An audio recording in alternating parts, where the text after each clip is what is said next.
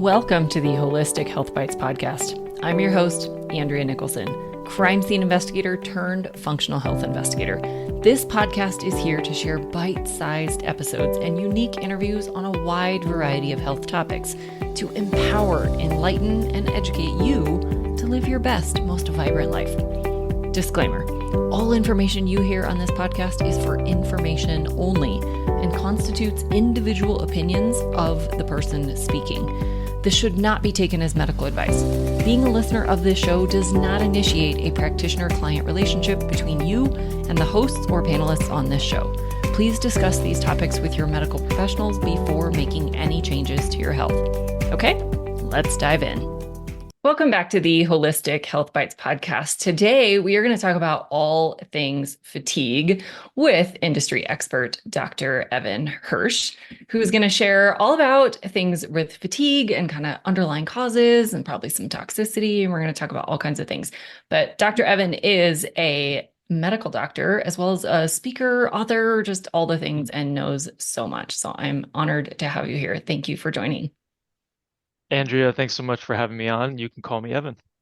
Awesome. Well, thank you so much. And will you just kind of tell everybody a little bit about you? I know I just hit the highlights, but tell everybody a little bit about you and how you got to where you are. Sure. So my journey really started when I started my residency program out here in Olympia, Washington, and I met my wife and we fell in love and then 6 months later she couldn't get out of bed. And that lasted for about 3 years, and then she was about 80% better. And then we got married and had a kid, and I started my own practice. And then a couple years after that, I got chronic fatigue. And it lasted for about 5 years and just about destroyed everything, just about destroyed my relationship with her. I couldn't be a good dad to our new child. In my business was suffering significantly. I was napping under my desk every single day. I had lots of shame around that because I was practicing functional medicine at that point in time. And finally, I realized that, and I knew from my functional training, if I could find all of the causes, that I would be successful. But I was so burnt out and I had so much fatigue that it was really hard for me to think my way through it. But I went on this journey of finding all the causes that I had, and I fixed all of them and I got over it and I wrote a book about it. And now that's my mission in life. And then because of everything that happened with COVID and long COVID now, which is really just an extension of chronic fatigue, we've incorporated that as well. And so now we're specializing in chronic fatigue and long COVID. Oh, such a powerful story. And, I think a lot of us get into this because of our own story. So that doesn't surprise me really that you have your own story. Sometimes it's our own personal story. Sometimes it's someone in our family, and you happen to have both. So I think that definitely gives you a unique perspective, having gone through it yourself, and you understand what your patients are then dealing with. So can we just kind of start at the beginning? I know most people, it's the common complaint nowadays that people are just tired, and we're tired all the time. And it doesn't seem like we can get out of that. But there's a difference between just being tired and actually true chronic fatigue. So can we talk about really what the differences are and how you might know if chronic fatigue is really your situation? Yeah, and it is really subjective. And so, you know, the the simple definition is tiredness that's not relieved by rest. So it's kind of like when we were in our 20s and you had your final exams and you studied all week or and then partied on the weekend or whatever it was, you would come home and then you'd sleep for several weeks, maybe a month, right? And then you'd get back to baseline. This is kind of like where when you try to catch up like that and you're trying to get more sleep and you're working on all the lifestyle habit stuff that you know to do, or that you're working with a naturopath or a nutritionist or whatever, and you're still not getting better. So that's really when your body is telling you that there's a problem. If you're surviving on energy drinks, if you have to nap through the day, you're yawning throughout the day, that's definitely a problem and needs to be addressed, because it means that there's toxins that we'll talk about in a little bit that are kind of building up in the body that are having consequences on your hormones and your mitochondria and your nutrients and all of these other things. And consequently, when things start to go and you start to get fatigue and you start to have this chronic tiredness, consequently this means that other things and inflammation and potentially diseases of longevity like heart attacks, heart disease, stroke, Alzheimer's, cancer, those are all potentially going to happen as well. So we have to pay attention when the body starts telling us that there's a problem. Okay. Yeah. And you've talked a little bit about, toxins being one of the main things, but what are some of the other contributing factors that might lead someone to developing this chronic fatigue? Yeah, so there's really two categories that I look at when we're looking at all these different causes, and there's deficiencies. These are things that are not present in the body and in your life that are supposed to be, and these are things that, well, and then there's toxicities, which are things that are in your body that aren't supposed to be there. So in terms of the deficiencies, these are things people are most familiar with. So there's the lifestyle habit component, which is like not enough good food, not enough good water, not enough good movement, not enough good sleep. And then there's the supplements that most people take. So maybe it's vitamins and minerals that have become deficient. Maybe there's hormone supplements that are being replaced, or hormone deficiencies that are being replaced, where it's adrenals, thyroid, sex hormones, or maybe it's mitochondrial function, which makes like 70 to 90% of our energy and is found in every cell in the body except for red blood cells. So those are like the deficiencies. And when you replace them, you're going to feel good or a little bit better typically with the people that I work with, but then you plateau and you're really not getting to where you want to go, because the reason why people have those deficiencies for the most part, besides the lifestyle habits, is because they have toxins that have built up in their body over time. So these are, I call the toxic five, and these are heavy metals, chemicals, molds, infections, and trauma. Hmm. So those are the toxic five that have kind of built up in your life since the moment you came out of the womb. And consequently, that ends up causing a number of these deficiencies. And that's really the real root cause. It's not like adrenal fatigue or like Hashimoto's or thyroid. Yes, that's true that you have those things and those hormones are lower. But the reason why those hormones are lower is because of the toxic five. And if you really want to get complete resolution, you got to make sure that you're focused on those. Okay. And those all sound like they're not super easy to get rid of. It's not like you just throw your plastic water bottle away and all things are fixed. That these are things that are around us all the time and that are kind of hard to get rid of. So is that what makes chronic fatigue so difficult to not only identify, but also to resolve? That's definitely part of it. Yes. And so there's this, everybody's got different causes. I mean, that's part of it as well. And oftentimes there's a combination of causes. When we're looking at so many different causes, usually everybody that I see has a combination of about 20 causes or so. When I had my chronic fatigue, I had 30 of the 36 or 38 causes that we're now looking at. So that can feel overwhelming, but the reality is that when you start down a process and you're fixing each cause as you go, and you're removing the toxins that are in your environment, and then also the toxins that are in your body, you eventually get there, right? And as humans, we overestimate the amount of time it takes to get something done in a day, and we underestimate the amount we can achieve in a year. And so I have to coach a lot of people on like this expectation that to get rid of these toxins out of your body takes a while, but they've been accumulating over the last how many decades, right? But at the end of that year, it's kind of like doing a master's. Like at the end of that year, you turn around and you're like, oh my gosh, I accomplished so much, and now I've got the rest of my life to look forward to. Yeah, I love it. And that's the same thing with anything in health. We want results overnight, but it took probably decades to get to where you are right now. So of course it's not going to turn around overnight. It generally doesn't take decades to undo, but it's not going to happen overnight. So I think setting expectations up front is always important to do.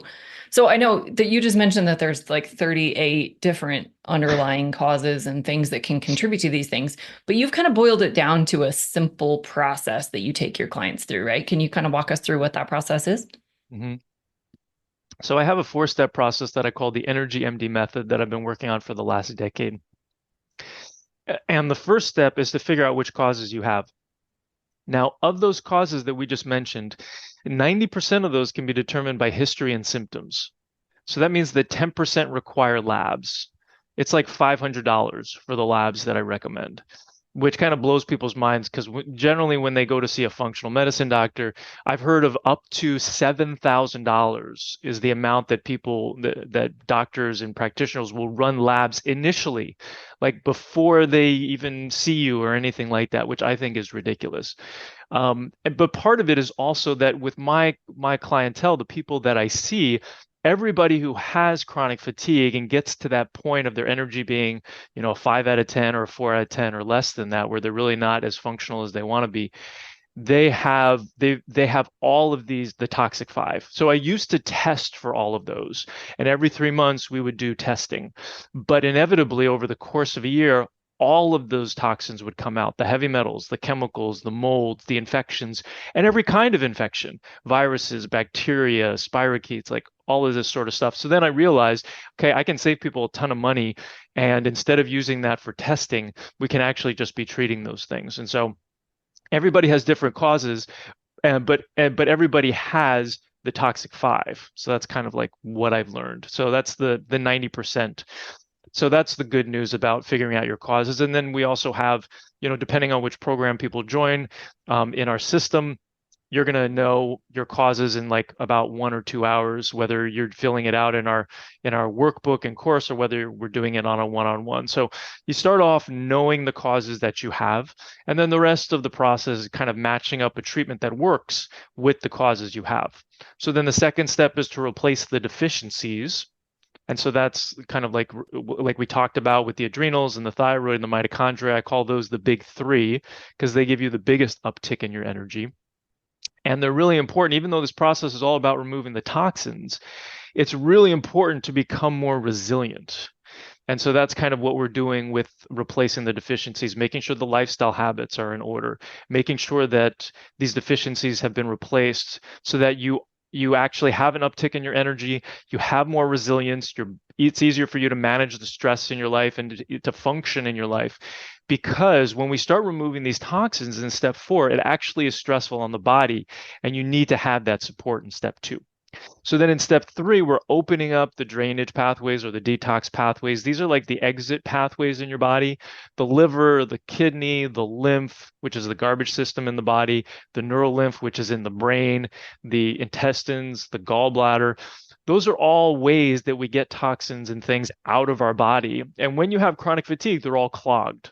So we have to open them up. It's kind of like a funnel where it's really compressed at the bottom, and we kind of have to open it up so that toxins can flow out. And then we get into step 4, where it's about removing the toxins. And each of those steps takes about a month, except for step 4, which is going to take you 9 to 24 months, depending on the number of causes you have and the severity of each of those causes. Okay. Yeah, that sounds really comprehensive and yet doable. I mean, something that people can really go through, and it's actionable, and it's not only going to fix just the fatigue, but it sounds like it's going to fix a lot of other things along the way as well, and just kind of rebalance the body to be optimal in all the ways, which is obviously ideal. If you can, take out all the problems at once, that's awesome. So tell us a little bit about what are some things people are doing on a daily basis that are maybe contributing to this toxic load? What are some mistakes people are making, whether they know it or they kind of know it and they're ignoring it? So let's go through our day, right? Or an example of a day. So you wake up in the morning. So how close is your phone to your head? Has your phone been left on all night? Are you sleeping near a smart meter, or what other things are plugged in where you're having exposure to electromagnetic frequencies, electromagnetic fields that are interfering with your DNA, causing DNA damage and increasing inflammation? And then oftentimes the first thing that people do is that, and interfering with your sleep potentially, first thing that people do is they wake up and they check their phones, right? And so if you go on social media, you're basically looking at other people's ideal lives, right? Posting on Facebook or whatever. And so that puts us into comparison. There's a quote that my wife likes to quote all the time, which is, "Comparison is the thief of happiness." I don't know who said it, but it's a really good quote. And so if you start off your day in comparison, all of a sudden you're not as happy as potentially you could be, right? And then if you check your email, what's in your email? It's people who are requesting things from you, right? So all of a sudden now you feel an urgency to kind of like get back to people, right? So what we coach people on is to start a mindset practice. And so we teach them what I call a daily mindset practice, which is 4 steps. And it's about gratitude and envisioning your ideal day and flipping any negative beliefs into empowering beliefs and asking ourselves empowering questions. And so that can really start to set your day for success as opposed to some of these other things. And then so you get up in the morning and what choices are you making in terms of water consumption? So you want water that's filtered. If you go to ewg.org/tap water, TAPWATER, that's the Environmental Working Group, you can put in your zip code and they will tell you all of the toxins that you have in your tap water. So we think that our municipalities are such a great service by filtering out our water, and they are to some extent, but in general, it's pretty awful. And so you're still being toxified by your water. So having a good carbon filtration system, I have all this on my recommended page on our website of the different brands that I recommend, or even a distiller to the next degree, can be really helpful at making sure that that you're consuming water that's really healthy for you. And then you also should be really consuming, most people, close to 3 liters of water a day, especially when you're doing like a program like ours where we're getting rid of toxins out of the body. The adage is that you want like half your body weight in ounces. And so if you weigh like 150 pounds, you should be consuming 70 ounces or 2 liters of water. Somewhere between 2 and 3 liters really is ideal. And you want to start your day off with that. Consuming as much water as you can initially is really good for kind of like flushing things out. And then moving on to food, making good food choices. Oftentimes it's more about what you're not eating, as you know, is much better than, it decreases the inflammation so that you can feel better in your life. And so I tell people, protein and vegetables is really ideal at every meal, maybe a little bit of fruit, and vegetables should be like half of your plate. At every meal, try to have maybe dinner for breakfast or lunch for breakfast. Oftentimes our breakfast foods aren't really that great. And protein can be meat as long as it's grass-fed and hopefully grass-finished, or it can be some sort of vegetarian meat as well, beans or whatever. So making good food choices is important. So you've got your water and your food choices, and then kind of going throughout your day, working on your mindset, and then getting some exercise at some point during the day, making sure you're getting movement. I tell a lot of people that if you don't have a lot of time, and you don't want to do something that is considered quote unquote exercise, then putting on your favorite song and dancing to it. We actually had a dance party last night, my daughter and I, and that was super fun. And it's just a great way to get some exercise in throughout the day. And then a lot of people are going to work at that point.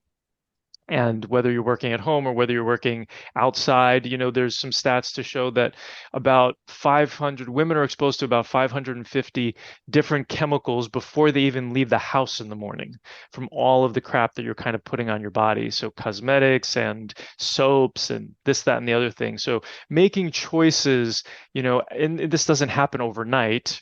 Basically you create a plan for, every month or so, you're going to examine a different part of your cabinetry, what's in your pantry or what's in your closets or whatever, to determine, okay, what do I have that's toxic that I can kind of swap out for something that's a bit healthier. So trying to decrease these 89, 90,000 different chemicals that we're exposed to on a regular basis that haven't been appropriately evaluated by government bodies or scientific organizations that are supposed to be managing our health, right? So then you get into a car. If you're I'm just going here. You can interrupt me at any point. This You're is this good. all You're right? good. This is Keep good. going. So you get into your car and you're driving to work, and if you don't have your car on recycling, you're not recycling your air, then you're breathing in gas fumes from other people, and these show up on a number of these tests that we run. If you've got new car smell, then you're getting exposed to some of the what is it? Not boron. It's there's some chemicals that are in that as well, and some heavy metals. If you have mercury fillings in your mouth, the silver fillings, every time you bite down, you're absorbing mercury vapor. If you have sushi or fish or any sort of seafood at work, unfortunately, like 95% of all the seafood we're consuming at this point in time has mercury in it. And so you're going to be increasing the mercury in your body. If you're smoking or you're exposed to smoke, you're getting cadmium, which is another heavy metal. If you're working in a place that was built before 1972 or whatever, there's going to be potentially lead paint in the dust in the space at home, and then also potentially at work. If you've ever had any sort of water damage in the space, there can be mold that you're being exposed to. So these toxins just build up in your body over time until your body kind of calls it quits. The last thing that I'll say is coming out of the womb, we now know that we're exposed to over 300 different chemicals that are found in babies' cord blood. So this is from moms dumping all their good stuff and not so good stuff into babies. And so you just have to understand that we're like coming out of the womb behind the eight ball, right? And with all these toxins, and then they end up accumulating throughout our lives, and then it becomes too much. Oh, and the last thing I'll say, in terms of infections, is that when you have heavy metals, chemicals, and molds in your body, they distract the immune system, and consequently, that allows infections to become opportunistic. And so we have this relationship with infections in our body, but oftentimes it's in balance until it's no longer in balance by any sort of really significant stressor or these toxins, and then these infections come out, or you get the jab, or you get COVID, or stuff like that that end up contributing and increasing inflammation in the body. So that's kind of big picture, a lot of the exposures that we get throughout the day and throughout our lives. Yeah. And there really are so many places that we're getting these exposures from, both from things we're actively choosing, like our personal care products and home care products, and also things that we don't really choose, like what's in our air and what's in our water and those kinds of things. So obviously we have to take extra precaution around those things because we can't really stop them. So we just have to do what we can to filter them out. But I hear from my clients all the time that this just seems impossible. Right. They're coming at us from everywhere. Toxins are in everything. Where do people start if they're like, seriously, everything around me is toxic? Why even bother? Yeah, and so that's part of the mindset practice, and asking yourself a better question, right? So it's like the question of, there's no way to do this, or it's overwhelming, or I guess that's more of a statement. But the reality is that all you got to do is one thing. These are like, it's all about baby steps. So, it's like once a month or once a year, if you do one thing, like this year, it'll be like, let's get a whole house water filter. Let's research that. Let's figure that out. Let's do that. And then you're good for the next 50 years. You know what I mean? And let's do, and then the next year, it's like, let's look at our personal care products. So you can obviously make more faster decisions than that. But, it can happen over the course of several years, and you're going to be very successful when you do that. So it's all about, yes, I totally understand that this is all overwhelming, but you have to work with a practitioner, other people out there who can kind of like hold your hand and kind of like walk you through this process. And it becomes a lot easier, when somebody's kind of doing that for you. But if you want to do it on your own, great. And just kind of set these milestones, put alarms on your calendar, be like, once a month on a Saturday, it'll be like, examine personal care products, or go to that list that, Evan was talking about, or whatever, that or you go to ChatGPT and you ask, tell me all the ways that I'm being exposed to toxins in my life right now, and then give me some solutions. And so then you can start like working through that checklist.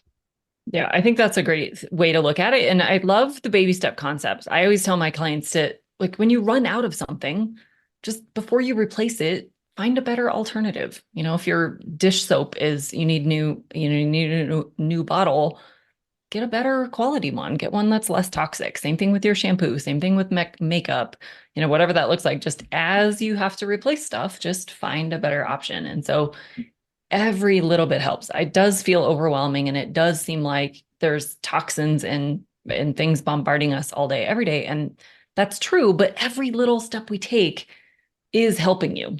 And so, every baby step you can take is a good thing. So I wanted to go back to a lot of people live in really old homes or work in really old buildings. So Yep. if you live in a house that was, say, built in the 50s, that probably has potentially several decades of water leaks over the years, probably lead paint and, just all the things. What would you recommend to someone who lives or works in one of those environments?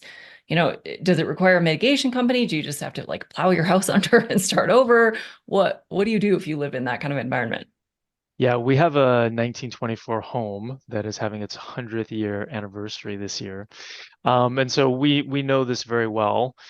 And it's definitely a process, but the first step is to test. And so in the two tests that I really recommend when it comes to chronic fatigue is one to make sure that you're not living in mold, or if you are, to figure out what to do about it. And then two is like some blood tests that we're looking at. But the mold one is really huge. So it's doing a test. I like the EMA test, which is environment, mold, and mycotoxin assessment. And so this is looking at the spores, but it's also looking at the mycotoxins, which are the toxins produced by the molds. So it's really the best test that's out there. It's about 300 and I think $20 on our website. And that's the first step, is to determine whether that's the case. Because the challenge is that, you may have mold in your body, but you may not have mold in your home, or you may have mold in your home, but if it's in your home and you've been there for at least 6 months, then it's going to be in your body, right? But you may have had mold exposure when you were 5 years old, and you lived in a place for a couple of years, and you may have had no mold exposure since, which is rare, but it's possible. And you may be 50, 60 years old, and you still have that mold from when you were 5. Okay, so it just stays in the body. And so it does build up, and it does bloom at different times of year and stuff like that. So you may feel worse, but it's to determine whether or not you're living in it, right? So doing an assessment like that, if you do just have access to mold plates, you can put out the mold plates, stick them in a closet for 5 days, see what it grows out. Generally, you have to send it into a lab though to get it assessed and determine what are these different mold strains. But it's, once again, it's baby steps. It's one step at a time, and getting that assessment is crucial. The other thing I just want to comment on that is that you don't have to be in an old home. So, that's kind of, I get that you said that, because that's what most people think. But if you're driving around town and it's raining, are there still homes that are being built? Absolutely, right? And so you see these homes that are wooden structures, and it's raining, and then the first sunny day, the workers are back and they're sealing it up, and new homes are sealed up really tight. So if you want to grow mold, you get something wet, and then you add heat to it and warmth, right? And you seal it up, right? So that is something to be concerned about as well, because I've definitely seen people who have new homes who also have mold. So it's an important assessment whenever you feel tired. And if you can associate feeling tired with a new job that you had to go to, or a new house that you moved into, that can definitely be significant in your health journey. Yeah. And the new home, I love that you mentioned that. I actually live in a new home, and it is incredibly airtight, that all the things that are off-gassing, all the brand new carpets and new cabinets and new paint and all the things are also trapped in your house. So it's not just about mold, but all these other toxins that just come with our lives today. And so it's important to open windows and get air filters and water filters and all the things that we've talked about. So I think that was a great point to make, that it's not just about old homes or old buildings that you might work in, but it really can be even in new environments with mold that got trapped when they were building it, or even new homes still have water leaks. Like, it doesn't take decades to build up these things. So Well, I and think that that's the was joke when people, I live in the Pacific Northwest, and so people are like, "Oh," and if they live up here, they're like, "Oh, I'm just going to move to the Southwest. I'm going to move to Arizona." And the joke is, are you going to have indoor plumbing? right. Does it still rain there? Yep. Right? It's an issue no matter where you live. Yeah. Yeah. I live in Colorado, and we often hear, oh, it's an arid climate. Mold only grows in humid environments. And people just completely dismiss it. And that's totally not true. Not all mold has to live in a musty, wet environment. It just takes a little bit of water to get it started, Right. but it doesn't necessarily require a lot of water to kind of keep going. Right.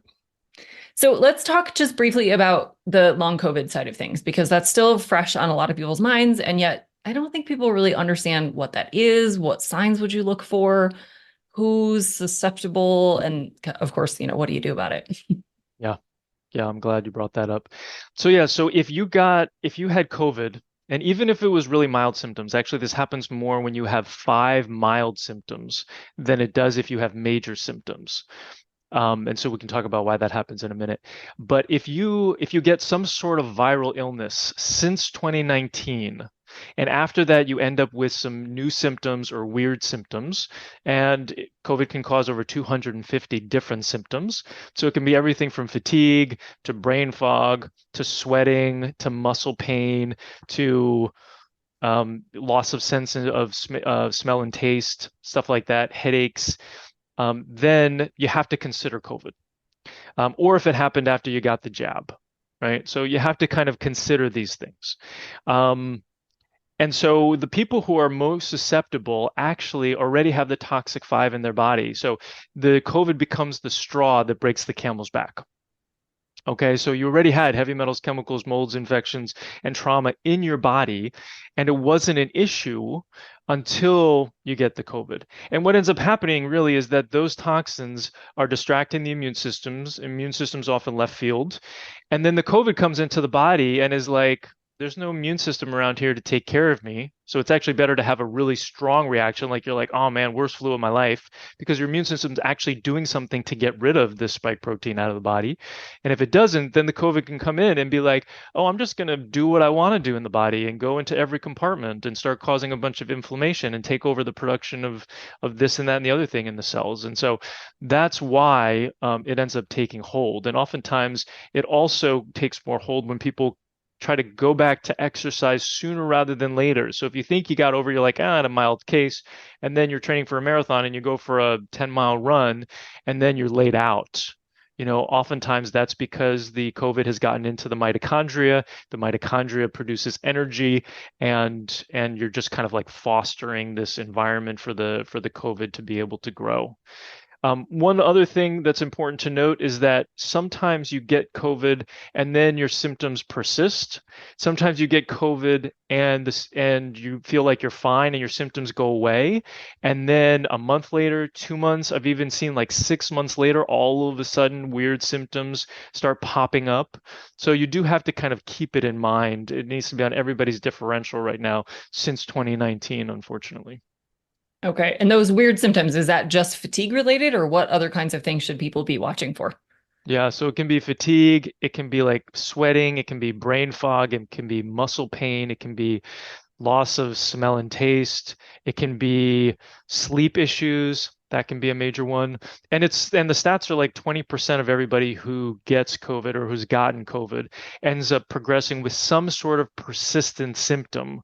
Um, there's a significant uptick in memory issues. There's significant uptick in cancer since 2019. So these are all things that most likely COVID is contributing to, or the spike proteins contributing to.